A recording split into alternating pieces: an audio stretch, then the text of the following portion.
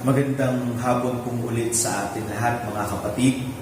Pasalamatan po natin muli ang Diyos sa isa na namang pagkakataon na tayo ay makapag-aral ng kanyang mga salita. Sa pamamagitan po ng ating aralin sa hapon pong ito ay wawakasan po natin ang ating Bible Study Series na The Family as the Domestic Church. Sa susunod po nating mga series ay tatalakayin po natin ang mga basic subalit mahalagang doktrina ng ating pong pananampalataya upang ang mga ito po ay konkretong maituro at maipaunawa sa ating pong tahanan. Sa ating pong aralin sa hapon pong ito, itutuon po natin ang ating atensyon sa napakahalagang calling ng Diyos sa Kristiyanong pamilya. At ito po ay ang pamumuhay ng mayroong kabanalan. Ano ang ibig sabihin ng pamumuhay sa kabanalan? At paano po natin ito isasabuhay sa loob ng ating Kristiyanong pamilya? Sa gabay po ng Banal na Espiritu at sa pamamagitan po ng ilang mga talata sa banal na kasulatan sa hapon pong ito ay muli po nating sariwain ang ating mga puso sa napakahalagang pagkatawag na ito sa atin ng Diyos bilang kanyang iglesia. Tayo po ay saglit na yumuko upang manalangin sa harap ng Diyos. Naritong muli, O Diyos, ang iyong mga anak na nagkatitipon sa kani-kaniyang mga tahanan upang muling mag-aral ng iyong mga salita nang sa gayon ay patuloy naming maunawaan ang iyong kalooban sa amin sa pamamagitan po ng iyong pagpapahayag sa amin ito, O Diyos. Dalangin po namin ang paggabay at pagsama sa amin ng Banal na Espiritu. Nang sa gayon, O Diyos, ay magkaroon kami ng karunungan, ng kaunawaan, O Diyos, bukas na isip at puso upang iyong mga salita, O Diyos, ay lubusan po namin maunawaan sa hapon pong ito. Nang sa gayon, ito ang aming patuloy na lakaran sa aming pong mga buhay. Sa iyo namin patuloy na ipinagkakatiwala ang aming gawain sa hapon pong ito. Sa natatanging pangalan lamang po ng aming Panginoong Jesus. Amen. Tayo pong lahat ay umawit sa Panginoon.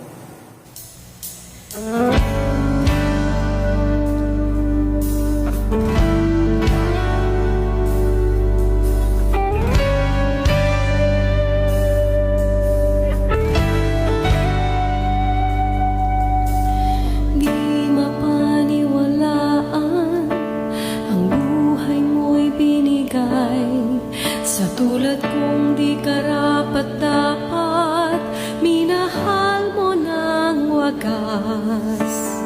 Hari ng kapayapaan, Diyos ng kabutihan, mapagbigay kang lubusan, ang awa mo'y walang hanggan.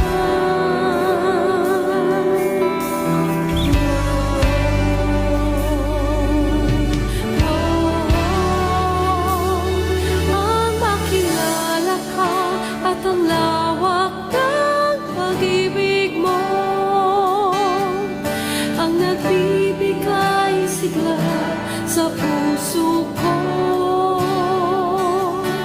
Di mapalisan ang biyayang sa kialay mo, O Jesus, papuri ko'y sa'yo.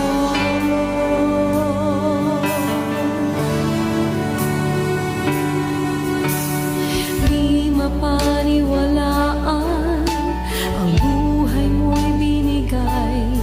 Sa tulad kong di karapat-dapat, minahal mo ng wagas. Hari ng kapayapaan, Diyos ng kabutihan, mapagbigay kang lubusan, ang awa mo'y walang hanggan.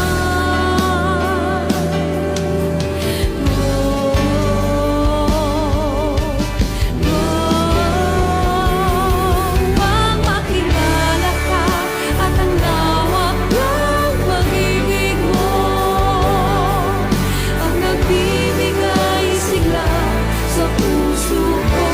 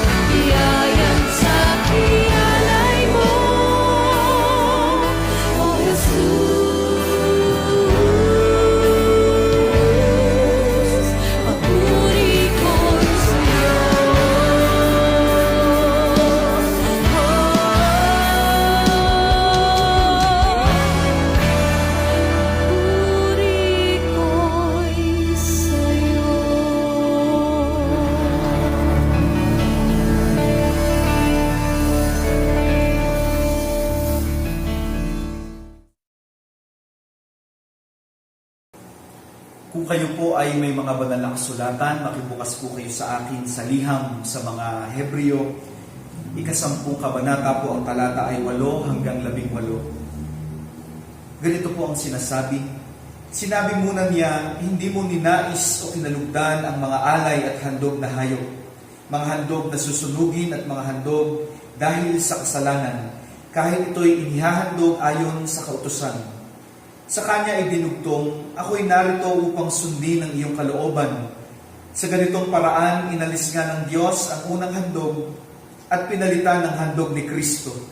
At dahil sinunod niya ang kalooban ng Diyos, tayo ay ginawang banal ni Jesucristo sa pamamagitan ng minsanang paghahandog ng kanyang sarili at iyon ay sapat na. Bawat pari ay naglilingkod araw-araw at paulit-ulit na naghahandog ng pare-pareho ding mga handog, subalit ang mga iyon ay hindi naman nakakapawi ng kasalanan. Ngunit si Kristo ay minsan lamang naghandog para sa mga kasalanan at iyo'y sapat na. Pagkatapos ay umupo siya sa kanan ng Diyos. Ngayon, naghihintay siya roon hanggang sa lubusang pasukuin sa kanya ng Diyos ang kanyang mga kaaway. Sa makatuwid, sa pamamagitan lamang ng isang paghahandog, ay kanyang ginawang ganap magpakailanman ang mga nilinis ng Diyos. Ang Espiritu Santo ay nagpapatotoo rin sa atin tungkol dito. Sinabi niya, ganito ang gagawin kong tipan sa kanila pagdating ng mga araw na iyon, sabi ng Panginoon. Itatanim ko sa kanilang puso ang aking mga utos at isusulat ko ang mga iyon sa kanilang mga isip. Pagkatapos ay sinabi pa niya, kalilimutan na ang kanilang mga kasalanan at kasamaan sapagkat ipinatawad na ang kanilang mga kasalanan, hindi na kailangan pang maghandog dahil sa mga kasalanan. Gayon din naman po sa 4 na kabanata ng mga Hebreo, ang talata po ay 14 hanggang 16. Ganito po ang sinasabi. Kaya nga magpakatatag kayo sa ating pananampalataya dahil mayroon tayong dakilang pinakapunong pari na pumasok na sa kalangitan, doon mismo sa harap ng Diyos. Siya'y walang iba kundi si Jesus na anak ng Diyos. Ang ating pinakapunong paring ito ay nakakaunawa sa ating mga kahinaan sapagkat tulad natin, tinukso siya sa lahat ng paraan, subalit kailanmay hindi siya nagkasala. Kaya't huwag tayong mag-atubiling lumapit sa trono ng mahabaging Diyos upang makamtan natin ang habag at pagpapala na tutulong sa atin sa panahon ng pangangailangan. Pinagpala na po ng Diyos ang kanyang pagkabasa ng kanyang mga salita. Patuloy niya nawa tayong bigyan ng kaunawaan para po sa mga ito.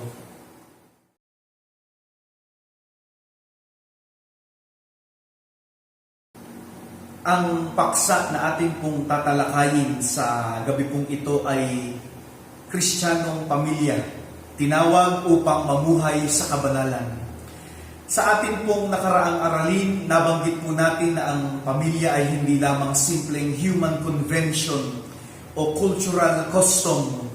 Sabi po natin, it is a divine institution sapagkat ang nagtatag po nito ay ang Diyos mismo. At dahil ang nagtatag nito ay ang Diyos, nangangahulugan po ito na ito ay banal. Dahil, sabi nga po, everything that has a fingerprint of God is holy. And since ang Diyos ang nagtatag ng pamilya, naging involved ang kamay ng Diyos sa pagtatatag na ito ng pamilya. And therefore, ang pamilya po ay banal. At dahil ang pamilya po ay tinawag ng Diyos upang mamuhay sa kabanalan, napakahalaga pong maunawaan natin kung ano po ang kahulugan ng kabanalan at kung ano ang mensahe po nito sa atin. Napakahalaga po mga kapatid na maunawaan natin primarily ang pagiging banal ay nangangahulugan na nilikha ka ng Diyos o nilikha tayo ng Diyos upang isakatuparan ng kanyang mga layunin. That is the primary meaning of holiness. And that is exactly the reason why we are holy. Nagiging banal tayo hindi dahil tayo ay tahimik o mahinhin, hindi dahil malumanay tayong manalita, hindi dahil tayo ay hindi matakaw, hindi dahil tayo ay hindi ngumingiti at seryoso lang, hindi dahil hindi tayo tumatawa, ng sobrang bungisnis. Ito pong mga pag-uugaling ito ay ugali ng pagiging civil at magaganda po ang mga pag-uugali na ito. Subalit hindi po itong mga ito ang dahilan kung bakit tayo ay nagiging banal. Sapagkat tayo po ay nagiging banal dahil ibinahagi lamang sa atin ng Diyos ang kanyang kabanalan. At dahil po dito sinisikap nating maging, sabi nga, in tune ang ating pong mga kaisipan at mga kaparaanan sa mga kaisipan at kaparaanan ng Diyos. Kaya para po tayo ay maging banal, kailangan maunawaan po natin, kailangan munang bahaginan tayo ng Diyos ng kanyang kabanalan na kanya naman pong ginawa sa pamamagitan ng pagpapahintulot na tayo ay makabahagi o makibahagi sa buhay po ng Panginoong Hesus nang tayo po ay magsuko ng ating buhay sa Kanya. Subalit kailangan din po na maintindihan natin, nangangailangan din po ito ng pagtugon sa kaloob na kabanalan na ibinahagi sa atin ng Diyos. Kaya hindi po natin kayang maging banal sa pamamagitan ng ating sariling kakayahan at hindi rin po tayo ang nagbibigay ng kahulugan ng kabanalan. At gayon din naman, hindi po tayo nagiging banal sa pamamagitan ng pagsisikap natin na mamuhay ayon sa sariling pagkaunawa natin sa kabanalan. Ang Diyos ang nagpapabanal sa atin at ang Diyos din ang nagbibigay ng kahulugan kung ano bang ibig sabihin ng pagiging banal, hindi po tayo.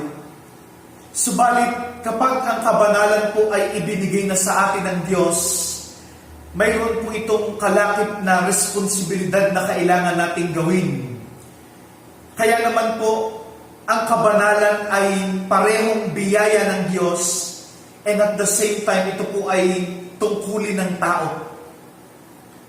So, kung kinikilala natin na tayo po ay bahagi ng pamayanan ng Diyos, na pinagkaisa at pinanumbalik sa Kanya sa pamamagitan ng ating Panginoong Hesus, nangangahulugan po ito, mga kapatid, na tayo ay mga banal. Because if you belong to Christ, then you are holy. Sapagkat sa pamamagitan po ng Panginoong Hesukristo, pinahintulutan ng Diyos na tayo ay makabahagi sa Kanyang kabanalan. Subalit ito po ay hindi natatapos dito. Dahil tayo ay pinabanal o pinaging banal ng Diyos, nangangahulugan din po ito na mayroon tayong task, kaugnay ng ating kabanalan. Ano po ang task na ito? At paano po natin maipapahayag ng konkreto sa ating mga buhay no, on a familial level ang kabanalan pong tinutukoy natin sa oras na ito. Sa ating pong tekstong batayan para po sa pag-aaral sa oras na ito, na walang iba kundi yung mga Hebreo chapter 10 verses 8 to 18 at chapter 4 verses 14 to 16, makikita po natin dito na ang Panginoong Hesus ay ipinakita ng modelo ng kabanalan. Salamat sa Kanya. Siya ang daan, ang katotohanan at ang buhay.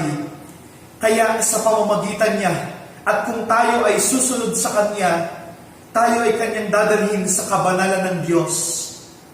Kaya ipinapakita po sa atin sa talata na ang Panginoong Hesus ang daan patungo po sa kabanalan.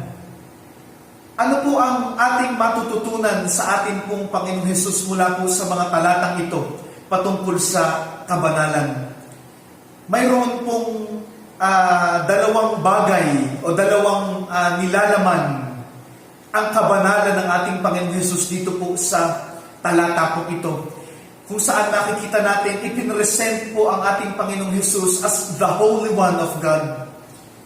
At ito pong dalawang ito, mga kapatid, ay kapahayagan ng kabanalan na makikita po natin sa ating pong Panginoong Hesus. Unang-una, mga kapatid, makikita po natin yung pagsunod sa kalooban ng Diyos na ating pong nakita sa binasa po natin mula po sa 10 kabanata Sabi po sa talatang 8 hanggang 10, sinabi muna niya, hindi mo ninais o kinalugdan ang mga alay at handog na hayop, mga handog na susunugin at mga handog dahil sa kasalanan, kahit ito'y inihahandog ayon sa kautusan. Sa kanya ay dinugtong, ako'y narito upang sundin ang iyong kalooban. Sa ganitong paraan, inalis nga ng Diyos ang unang handog at pinalitan ng handog ni Kristo. And then sabi diyan, at dahil sinunod niya ang kalooban ng Diyos, tayo ay ginawang banal ni Hesukristo. Obedience. No, dahil sinunod niya, sabi diyan, ang kalooban ng Diyos, tayo ay ginawang banal ni Hesukristo. Tayo, ibig sabihin, ay naging banal o pinaging banal dahil sa pagsunod ng Panginoong Hesus sa kalooban ng Diyos Ama. Kaya ang isang kapahayagan at ang isang katungkulan po ng pamumuhay ng may kabanalan ay ang pagsunod sa kalooban ng Diyos.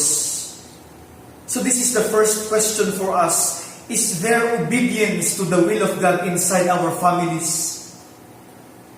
Subalit bago po natin sagutin ang tanong na ito, siguro mahalaga pong unawain muna natin saglit, ano po ba ang kalooban ng Diyos na tinutukoy po dito po sa mga talata pong ito? Sa konteksto po ng aklat ng mga Hebreo, specifically dito po sa chapter 10, ang tinutukoy po na kalooban ng Diyos na sinunod ng Panginoong Hesus ay ang plano ng Diyos na pagliligtas at katubusan ng sangkatauhan. Sa talatang 11, makikita po natin na binalikan ng sumulat ang Old Testament background ng sacrificial system.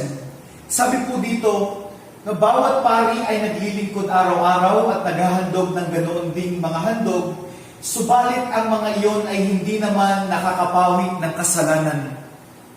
Binalikan po ng sumulat ang Old Sacrificial System upang ipakita na ang old sacrificial system na ito, kung saan ang inihahandog sa Diyos para sa kapatawaran ng mga kasalanan ay mga hayop, ay hindi sapat upang iligtas ang mga nagkakasala at lubusang pawiin at patawarin ang kanilang mga kasalanan. Kinailangang sundin ng Panginoong Hesus ang planong pagliligtas ng Diyos sa sangkatauhan sa pamamagitan ng minsanang paghahandog ng kanyang sarili. So makikita po natin dito ang pagsunod sa kalooban ng Diyos ay tungkol sa o konektado sa kanyang plano ng pagtubos o pagliligtas. Iniligtas tayo ng Diyos sa pamamagitan ng Panginoong Hesus, and therefore tayo ay kanyang pinaging banal. At dahil tayo ay pinaging banal ng Diyos, inaasahan niya na tayo ay susunod sa kanyang kalooban kung paanong ang Panginoong Hesus ay sumunod sa kanyang kalooban. At sabi dito, ang kalooban na ito ay ang pagtubos at pagliligtas. Palagi po itong magkasama.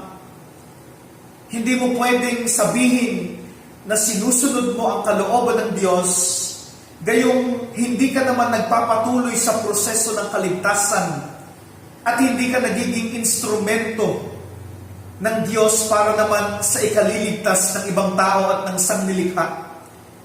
Masasabi mo lang na nasusunod mo ang kalooban ng Diyos kapag nagpapatuloy ka sa buhay na nagpapahayag ng kaligtasan. At kapag tayo ay patuloy na nagiging instrumento ng Diyos upang manumbalik sa Kanya ang mga tao at maging ang sanglilikha. At ito po mga kapatid ang isang malungkot na bagay sa ating pong panahon. Sapagkat tila hindi na po malinaw ang bagay na ito sa maraming tao, kahit pa po sa maraming mananampalataya. At kahit ito pong dalawang ito, yung pagsunod sa kalooban ng Diyos at yung katubusan, ito po ay nawala na sa ating lipunan na ginagalawan. Kung titignan po natin ang ating kapaligiran, is there obedience to the will of God? Is there redemption?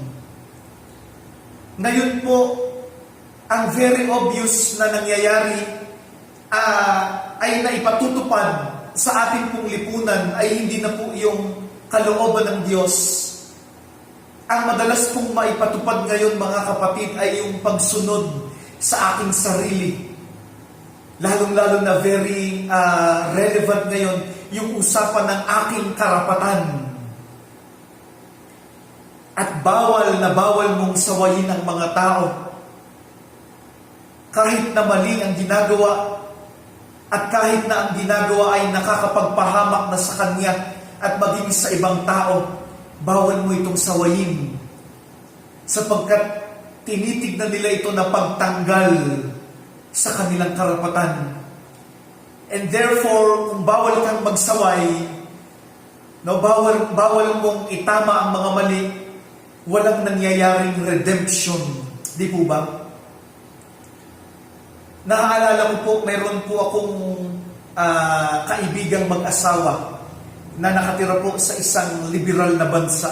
Pareho pong Pilipino itong mag-asawang ito. Meron po silang anak nung panahong yun ay 16 or 17 years old po yata, kung hindi po ako nagkakamali. Babae. Nagkaroon po ito ng boyfriend.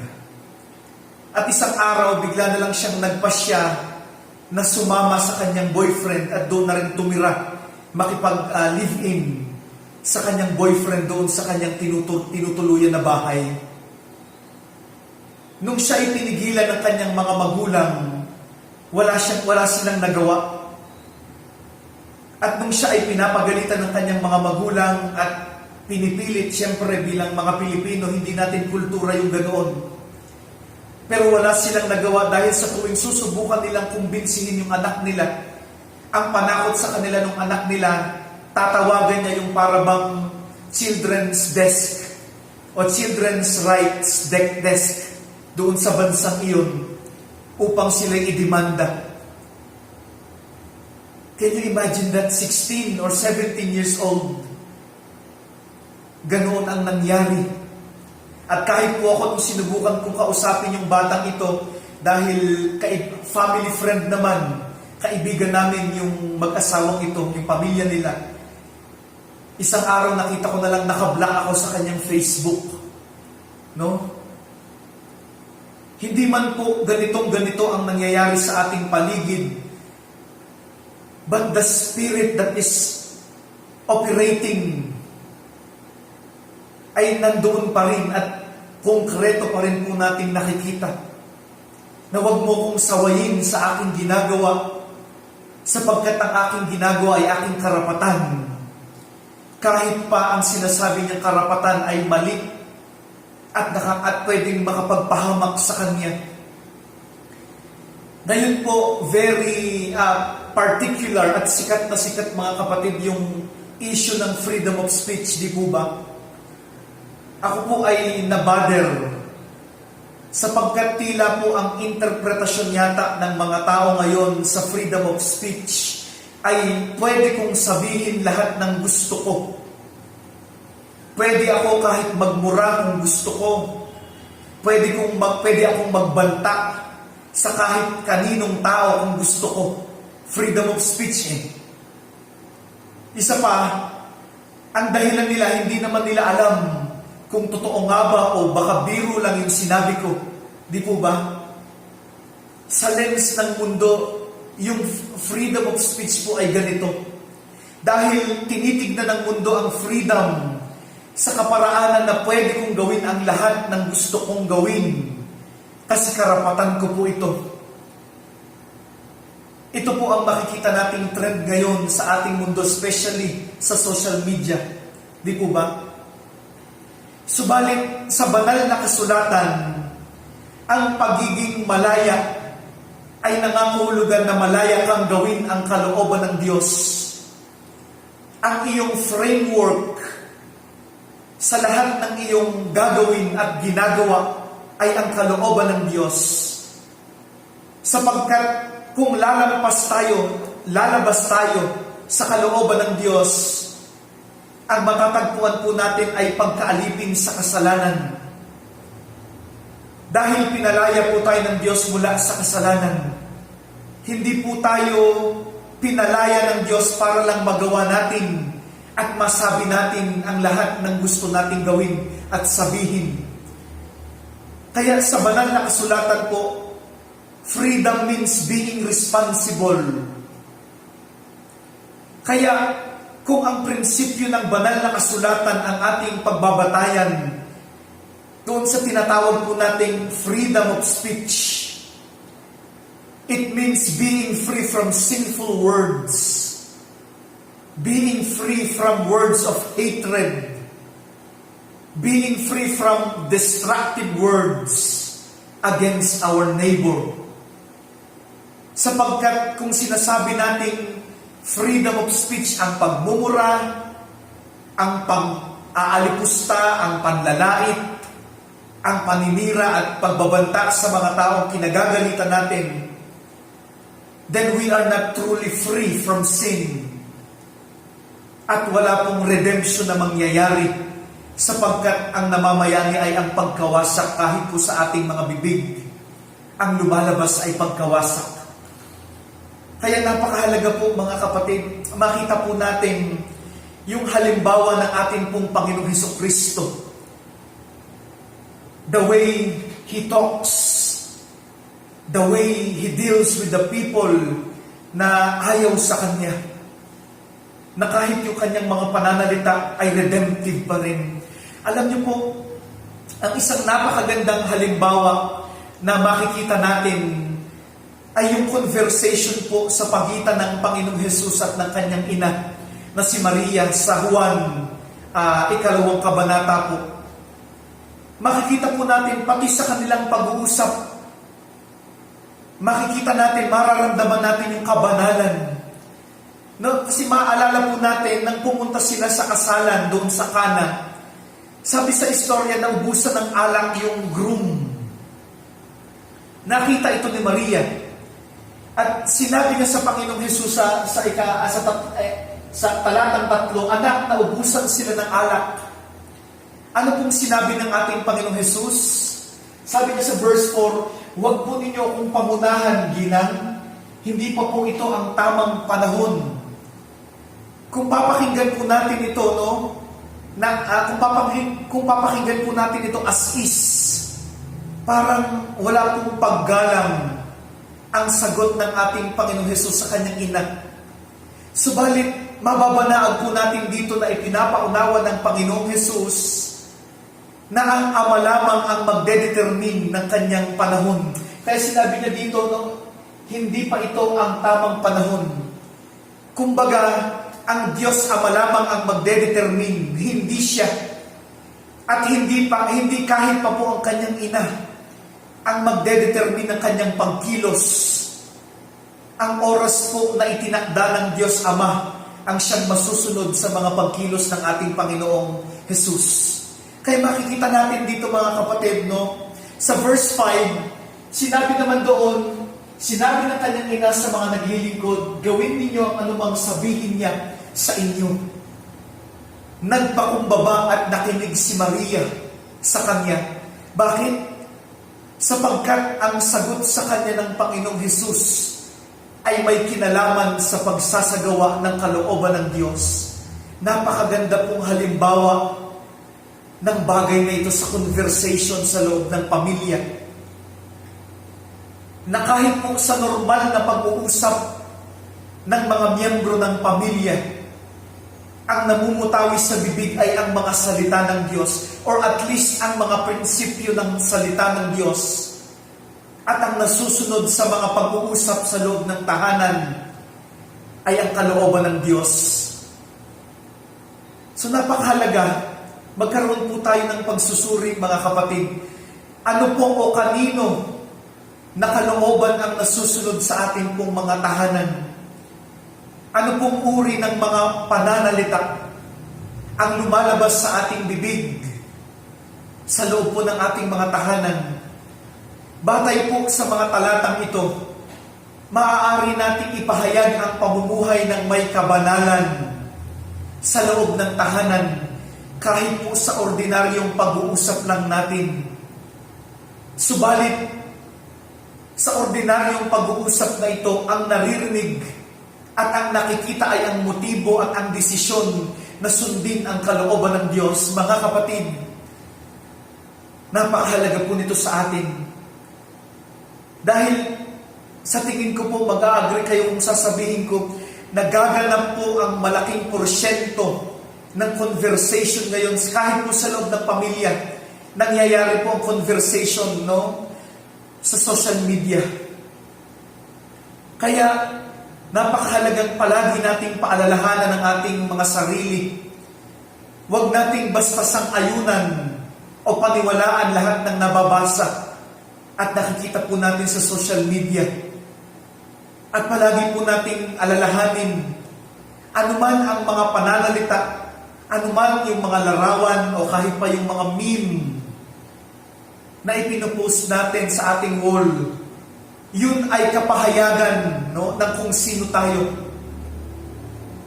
Nagre-reflect po ba ng kabanalan ng Diyos ang ating pakikipag-usap sa social media? Ang mga impormasyon po bang tinatanggap at pinapaniwalaan at pinapakinggan natin mula po sa social media ay sumasang-ayon sa kalooban ng Diyos? Does it reflect holiness? Is there a sense of redemption? I-evaluate po natin ito. At sa tuwing matetempt tayo sa mga nakikita at napapakinggan po natin, lagi po natin ipaalala sa ating sarili, lalong-lalo na po sa mga kabataan, we are holy because we belong to Christ. Tayo ay mga banal. Yun po yung una, mga kapatid, na kapahayagan ng kabanalan na makikita po natin sa halimbawa ng ating pong Panginoong Hesukristo. Pangalawa po, makikita din natin na nahahayag ang kabanalan ng Panginoong Hesus sa mga talatang ito sa kanyang pakikibahagi o pakikiisa sa mga karanasan ng mga tao. At ang karanasan po na ating tinutukoy dito ay hindi lamang yung simpleng mga pang-araw-araw na problema o mga pang-araw-araw na pangyayari sa buhay ng mga tao.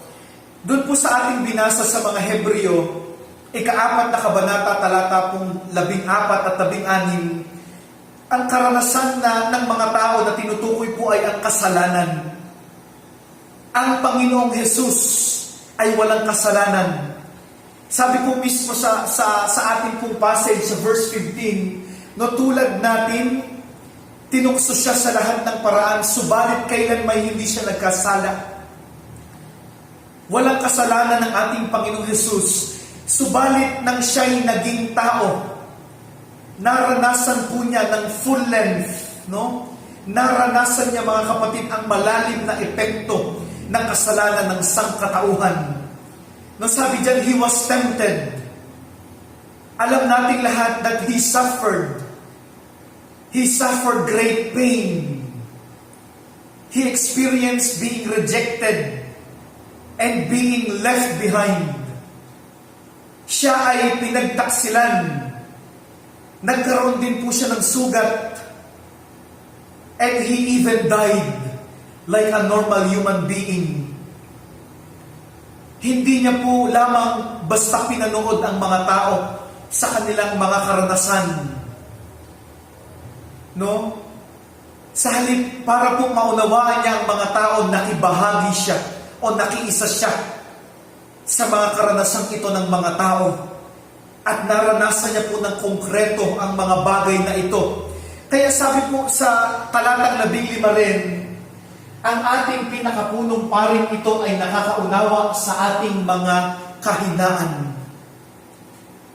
His solidarity with us made Him understand the deep human condition. At ayon po sa testimony ng mga Hebreo, He became a compassionate brother to us. Sobrang nakapenetrate ang ating pong Panginoong Hesus sa totoong kalagayan ng mga tao. Kaya alam niya ang pakiramdam ng magutom at ng mauhaw. Alam niya ang pakiramdam ng tinutukso. Alam niya ang pakiramdam ng walang matirhan. Alam niya ang pakiramdam ng tumakas sapagkat may banta sa kanyang buhay. Alam niya ang pakiramdam ng malayo sa pamilya. At dahil dito, sabi po sa mga Hebreo 7, talatang 25, napakaganda. Dahil dito, lubusan niyang maililigtas ang lahat ng lumalapit sa Diyos sa pamamagitan niya, sapagkat siya'y nabubuhay magpakailanman upang mamagitan para sa kanila. Siguro po, sapat ng reference ang mga nangyari po sa atin sa mga nakalipas na panahon o buwan upang kaayawan natin ang misery ng buhay ng tao sa daigdig na ito. But we can see that our Lord Jesus Christ willingly embraced this human condition. Sabi po ng sumulat ng mga aklat ng Hebreo, kung paano tayo ay nagtiis sa buhay na ito, ganun din po nagtiis ang atin pong Panginoong Jesus. At sabi po ng sumulat ng aklat ng Hebreo sa chapter 2 verse 10, sa pamamagitan ng mga pagtitiis, siya'y ginawang ganap ng Diyos at nang sa gayon ay makapagdala siya ng maraming tao patungo sa kaluwalhatian. Nahayag po ang pagiging ganap o ang pagiging banal ng Panginoong Hesus sa pamamagitan ng kanyang pagpapakasakit at pagtitiis ng mga hirap, at dahil po dito nagawa niya tayong isama sa kanyang kaluwalhatian. Mga kapatid, sa loob po ng pamilya, napakaraming suffering. Naalala ko yung palaging biro ng mga pastor at yung mga pari at sino mang mga nagkakasal. Di po ba, meron daw pong 3 uri ng suffering sa marriage. Una po yung proposal ring, pangalawa yung wedding ring, at pangatlo daw po ay yung suffering. Napakarami pong suffering na nararanasan sa loob ng pamilya. Ito man po ay sa area ng relationship, sa finances, sa trabaho, sa mga pag-uugali, sa kalusugan, and even in moral and spiritual aspect. Malalalim po at mabibigat ang kinakaharap ng maraming pamilya. At ito pong mga bagay na ito na mismong bahagi ng buhay ng pamilya, ito rin po ang mismong kadalasang nagwawasak sa maraming pamilya. Subalit matututunan po natin mula po sa halimbawa ng kabanalan ng ating Panginoong Hesus na hindi po natin kailangang takbuhan itong mga karanasan na ito. At hindi po natin kailangang itulak palayo ang ating pong mga mahal sa buhay na nakakaranas ng mga ganitong bagay. From the example of our Lord Jesus Christ, na we should share their sufferings and struggles. At ini-encourage po tayo nito to be more compassionate rather than a judgmental member of the family. Sapagkat mula po sa halimbawa ng ating Panginoong Hesus, ang kabanalan ay hindi po ini-excuse tayo sa mga kahirapan at mga struggle ng buhay. Subalit makikita natin na sa karunungan ng Diyos, tayo ay kanyang patuloy na pinagiging banal by what we suffer. Kaya ang mga karanasan po na pinakakinaayawan natin, ito pala mga kapatid ay instrumento ng Diyos upang tayo ay gawing ganap sa Kanya. Kaya itong mga karanasan na ito din po ang dapat magtulak sa atin at sa ating buong pamilya na makibahagi at makiisa sa misery at maging sa paghihirap ng mga tao sa ating paligid, kahit po sa mga taong hindi natin kaano-ano. May kasabihan po tayo that charity begins at home. Yes, that's true. Subalit hindi ito dapat manatili sa tahanan. It must go out. Ang pag-ibig na ibinabahagi natin sa loob ng pamilya ay dapat maibahagi natin kahit po sa mga tao sa labas ng ating pong mga tahanan. At gayon din naman, kung ano po ang nakikita nating karanasan ng ibang tao sa labas ng ating tahanan, dapat din po natin itong madama, hindi po gayahin, kundi madama. Hindi upang masadlak din po tayo sa kaparehong sitwasyon, kundi sa pamamagitan po ng pakikiisa natin sa kanilang mga karanasan ay madala natin sila o maakay natin sila palayo doon po sa sitwasyon na kanila pong kinasasadlakan, sapagkat ito po ang ginawa sa atin ng Panginoong Hesukristo. Hinayaan niya ang kanyang sarili na maranasan ang mga konkretong karanasan ng mga tao na bunga ng kasalanan. Subalit hindi siya nagkasala at ginawa niya ito not just for the sake of feeling and experiencing it,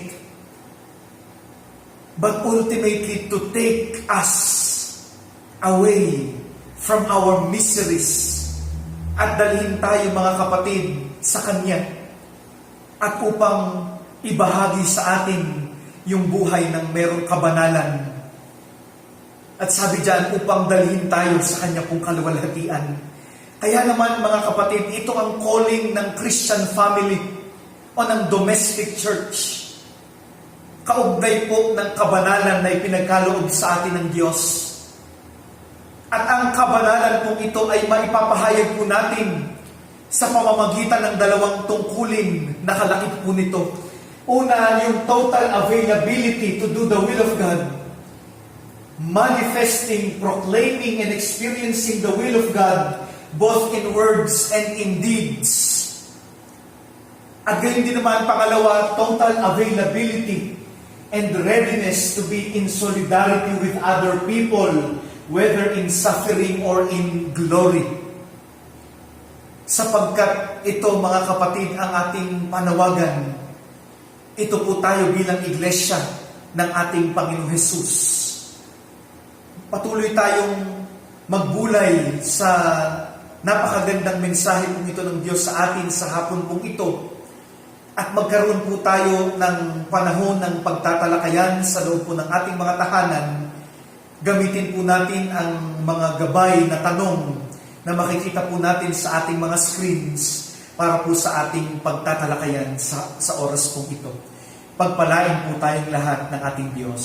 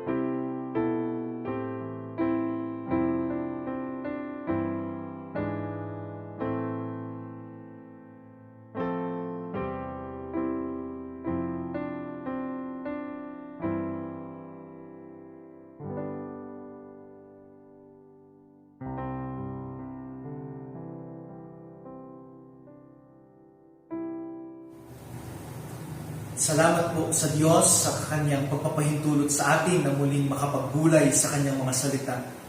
Sa oras pong ito, patuloy po tayong maglaan ng panahon para po sa pananalangin sa loob po ng ating mga tahanan.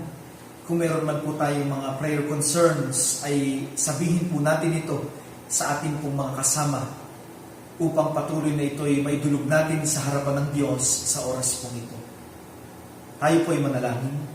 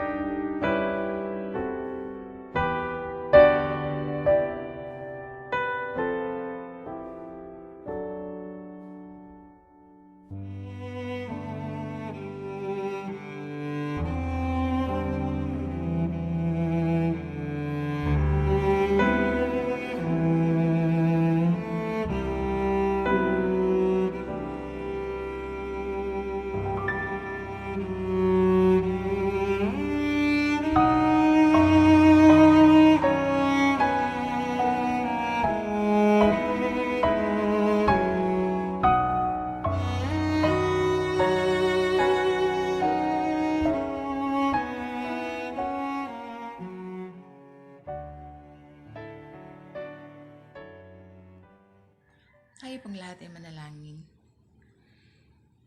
Ipinagpapasalamat po namin dakilang Diyos ang pagkakataong ito na aming muling tinanggap ang mga elementong ito na sumisimbolo ng katawan at banal na dugo ng aming Panginoong Hesukristo. Salamat po sa kaligtasan na aming pong tinatamasa sa pamamagitan ng aming Panginoong Hesus. Idinadalangin ko po, dakilang Diyos, tulungan mo po ang mga anak mo na mamuhay sa araw-araw na nagsisilbing liwanag at asin ng sanlibutan, nang sa gayon, O Diyos, ang pangalan mo ang mapapurihan at makita na Ikaw, O Diyos, ang nananahan at nagahari sa amin pong mga buhay. Patuloy na manariwa sa amin ang kaligtasan na ipinagkaloob mo at ito rin ang aming maibahagi sa mga taong wala pang Kristo sa buhay. Salamat po sa napakalaking sakripisyo at pag-ibig na ginawa mo para sa kaligtasan ng sangkatauhang sumasampalataya sa Panginoong Hesus. Pinupuri ka namin, pinasasalamatan, O Diyos, sa aming pong mga buhay. Ito po ang aming dalangin, pasasalamat, sa pangalan ng Ama, ng Anak, at ng Espiritu Santo. Amen.